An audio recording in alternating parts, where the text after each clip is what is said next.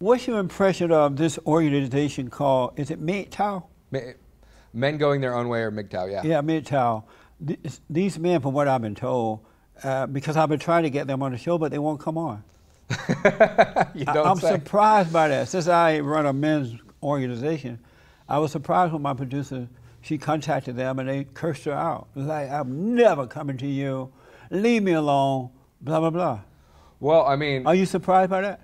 In the actual definition of their movement, you have the answer there. It's men going their own way. They're basically saying screw everyone, and they're jumping ship. What do you think of that?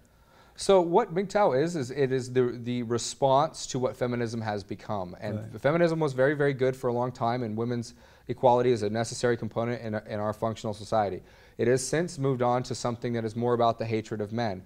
And women have been, now that women have equality, women are kind of consistently manipulating men and sort of cutting them at the knees. Oh, yeah. So men aren't allowed to be men anymore, and women the women's manipulation is that men will almost put up with anything in order to get a girl, right? If a man's desire to procreate, to have sex with a woman, it'll basically reroute his brain to where he'll put up with her being a garbage human.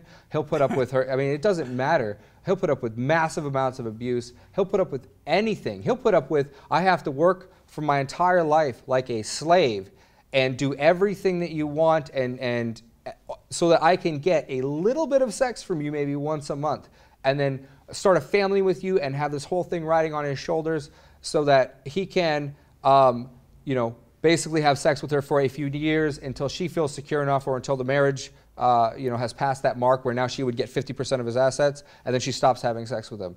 So men have basically been corralled into this almost enslavement. A lot of men feel that way. Don't get me wrong, that's one very narrow point. Right. Because the reality of dating is that it's very broad, and that there are great relationships with great people, and they're not doing that to each other. Right. But for the people that's happened to, and there are a lot of them, they created MGTOW's response to that. And so what's wrong with those men that they overreacted in such a manner? What caused them to be so weak and subject to women that women can do that to them? It's a very negative place to be a man.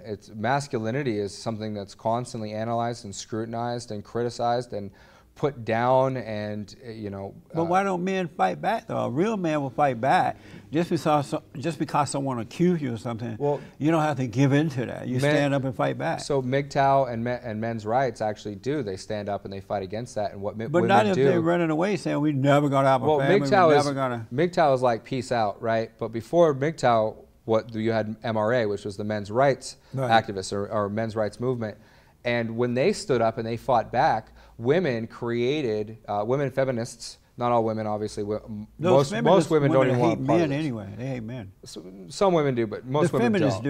The feminists do. Yeah. That's why they're feminists. So they stood up, and what the feminists did is they created propaganda structures and moral narratives to basically label and demonize these men. So if a man stood up to fight back or simply to stand up for himself, they would immediately say, you're a misogynist, right? So they'll label you immediately. You're a misogynist, you're a sexist, and you're trying to keep women down. And he's going, no, I just want my rights too. Yeah. And they're going, oh, well, men have subjected women to all of this stuff, and then they bring up the past. And, what argument wouldn't be complete without a woman bringing up the past, right? Some stuff that you did, or maybe she never experienced. 50 years ago, 50 years ago. She still remembers. So, what we're seeing here is basically a knockdown, drag-out fight between men and women.